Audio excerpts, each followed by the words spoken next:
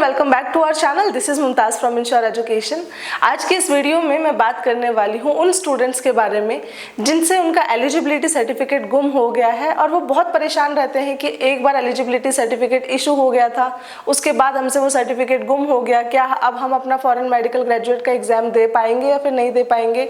Because exam देना तो compulsory है अगर आपको इंडिया में प्रैक्टिस करनी है, एंड एग्ज़ाम देने के लिए आपके पास आपका एलिजिबिलिटी होना मस्ट है। अगर आप 2019 के बैच से पहले के हैं तो आपके पास एलिजिबिलिटी सर्टिफिकेट होना कंपलसरी है, एंड 2019 के बाद वाले बच्चों को चाहिए नीट स्कोर कार्ड। तो अगर आपसे आपका एलिजिबिलिटी सर्टिफिकेट गुम हो गया है तो उस केस में आपको बिल्कुल भी पैनिक नहीं होना है, बिकॉज हर प्रॉब्लम का सॉल्यूशन होता है। और अगर आपसे एलिजिबिलिटी सर्टिफिकेट गुम हो गया है तो उसका सॉल्यूशन आपको इस वीडियो में आगे मिल जाएगा।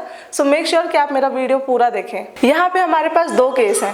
पहला केस ऐसा है, उन स्टूडेंट्स का है जिन्होंने अब्रॉड जाने से पहले ही इंडिया में रजिस्ट्रेशन करवाया था, एंड जिस टाइम उन्होंने रजिस्ट्रेशन करवाया होगा उस time medical council of India के थ्रू उन्होंने अपना एलिजिबिलिटी सर्टिफिकेट लिया होगा। उस टाइम पे एलिजिबिलिटी सर्टिफिकेट के साथ आपको मिलती थी एक acknowledgement slip.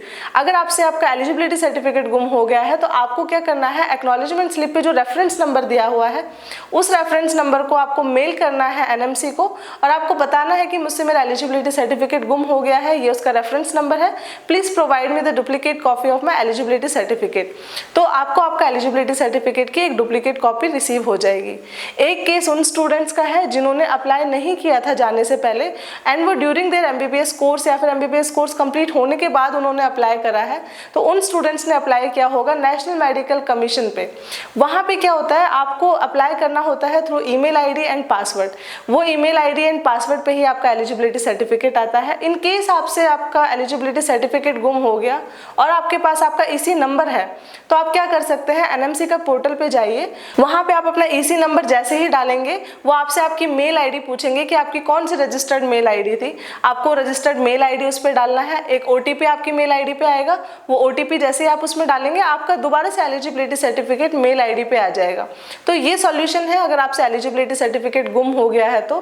But in case आपसे एलिजिबिलिटी सर्टिफिकेट भी गुम हो गया, आपके पास ईमेल आईडी भी नहीं है, आपके पास पासवर्ड भी नहीं है, उस केस में आपको रीअप्लाई करना पड़ेगा एलिजिबिलिटी सर्टिफिकेट के लिए, बिकॉज उसके बाद कोई सॉल्यूशन नहीं है।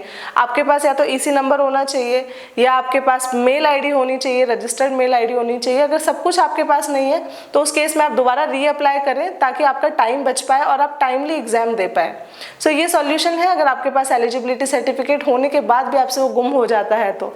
इसके अलावा अगर आपका कोई भी डाउट है रिगार्डिंग एलिजिबिलिटी सर्टिफिकेट तो आप मुझसे बात कर सकते हैं, जो नंबर स्क्रीन पर आ रहा है उस पर। And for any further information regarding study MBBS in abroad, you can visit our official website, that is www.insureeducation.com. Thank you for watching my video.